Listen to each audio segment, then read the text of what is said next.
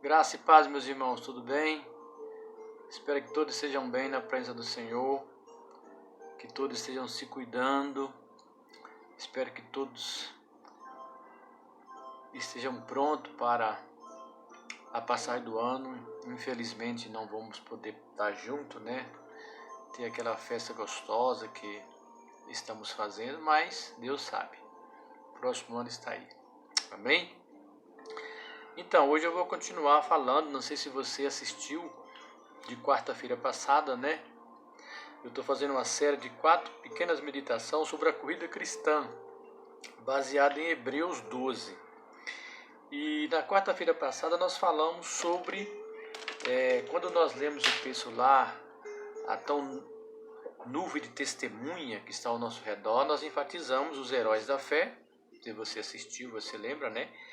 Enfatizamos bastante os heróis da fé, que eles são os principais testemunhas da corrida, né? Quando ele fala aquela nuvem de testemunha, né? Não sei se você lembra, mas quando a gente lê Hebreus 12, no versículo 1, ele vai falar dessa nuvem de testemunha.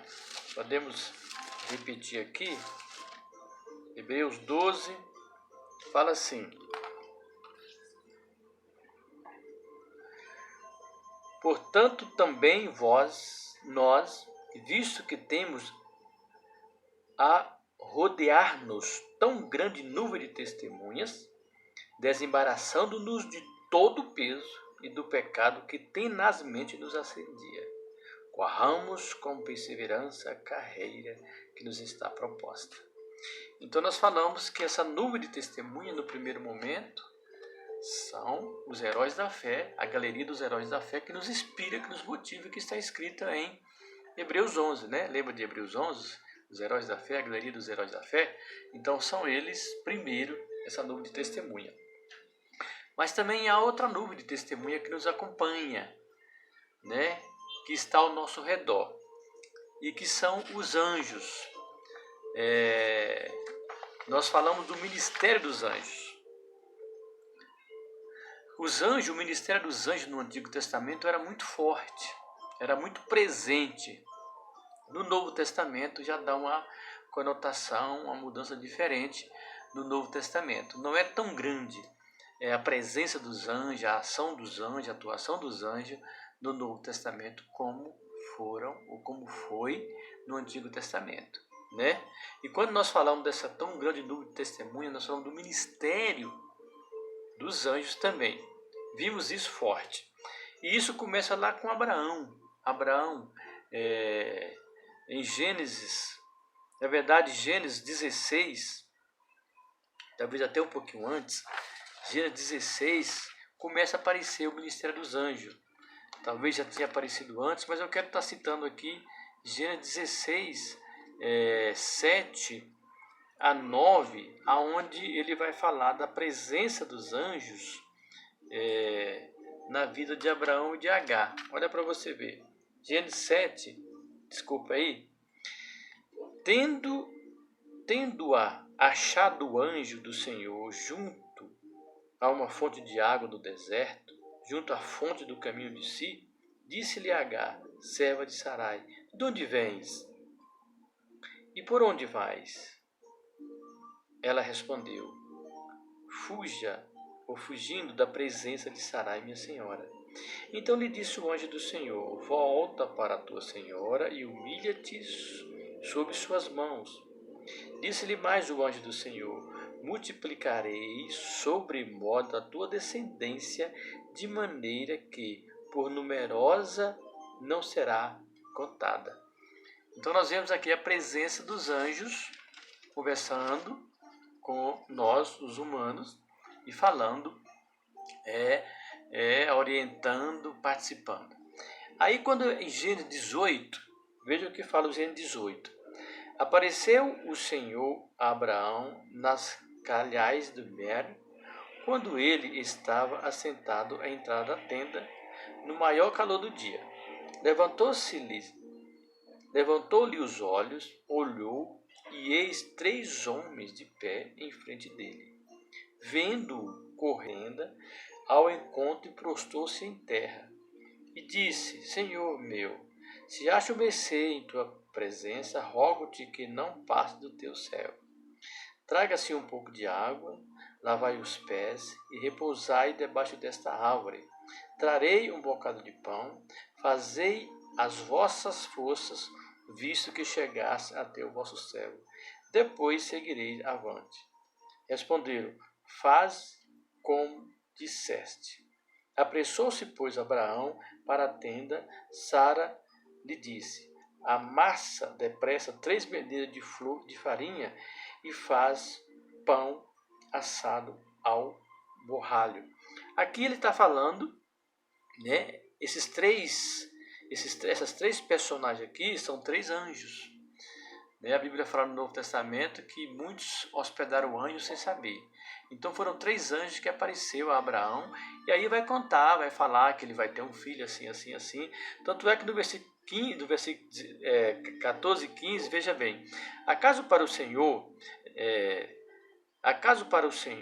há coisa demasiadamente difícil? Daqui a 1 ano, neste mesmo tempo, voltarei a ti, e Sara terá um filho. Então Sara, receosa, o negou, dizendo: Não me ri. Ele, porém, disse: Não é assim, é certo que riste. Porque quando ele anunciou que Sara ia ter o anjo anunciou que Sara ia ter um filho, a Sara riu. Todos nós conhecemos essa história. Então aqui foi a aparição dos anjos.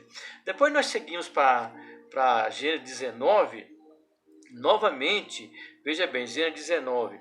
Ao anoitecer, vieram os 2 anjos a Sodoma, a cuja entrada estava Ló assentado. Este, quando os viu, levantou-se e, indo ao seu encontro, prostrou-se o rosto em terra e disse-lhe: Eis agora os meus senhores, vinde para a casa do vosso servo, pernotai nela e lavai os pés.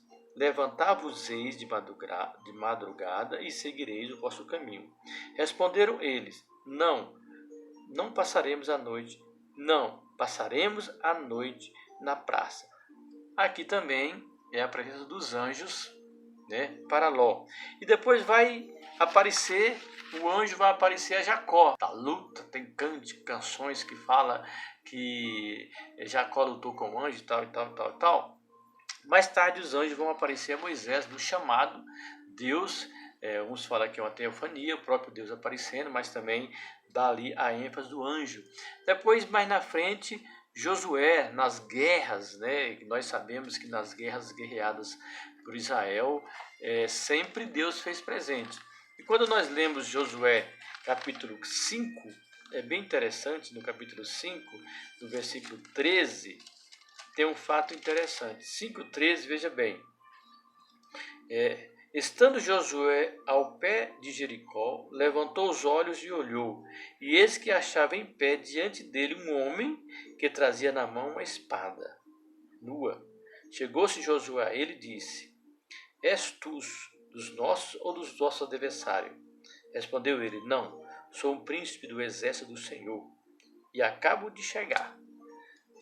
Poderia ser um anjo, né? Digamos assim, um anjo comum, mas dá a entender que talvez seja o Gabriel, né? Ou o Miguel, que faz parte das grandes guerras, das grandes batalhas. Nós lemos lá em em Daniel, né? 21 dias de oração, mas alguém atravessou o caminho. Então, o que eu quero dizer com isso, meus irmãos? Eu quero dizer com isso que o ministério dos anjos no Antigo Testamento foi muito presente. Depois, na era primitiva também, começa a acontecer a presença dos anjos, mas depois isso desacontece. Primeiro aparece a Maria, o anjo aparece a Maria e anuncia sobre o nascimento de Jesus, que ela vai ficar grávida, né? E logo em seguida que aparece a Maria, todo mundo conhece o texto, lembra? O anjo tal, falava com ela tal. Depois os anjos aparecem aos pastores no campo, né? Aparece aos pastores no campo, dizendo: olha, anunciai assim, assim. E depois aparece a Pedro na prisão, o anjo vai e solta Pedro. Aparece a João na ilha de Pátima, aparece a João. Depois em Hebreu vai falar também de aparição dos anjos. O que eu quero dizer com isso? Que os anjos também são nossos testemunhas. Não só isso, eles são nossos auxiliares. Não só isso, eles são nossos motivadores. Eles são nossos incentivadores, né? Mesmo que não é tão falado mais sobre a questão do ministério dos anjos, mas os anjos nos auxiliam e tem tantos fatos, né, históricos, notórios, que contam de testemunho da presença de anjos, né? Mesmo nos dias de hoje. Né? Mas aqui na Bíblia nós vemos no Novo Testamento a presença, a aparição de anjos, né? E durante a história os anjos sempre apareceram. Então é sempre lembrar que quando nós lemos lá em Hebreus 12, essa nuvem de testemunho que está ao nosso redor, nós temos primeiro os heróis da fé, nós temos também a presença dos anjos que nos auxilia. E a Bíblia diz que o anjo do Senhor está ao redor dos que o temem.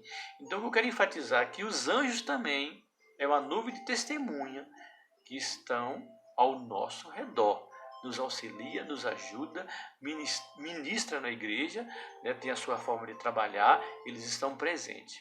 Amém, meus irmãos? Que os irmãos entendam isso, tá bom? E na próxima quarta nós falamos sobre a terceira nuvem de testemunho.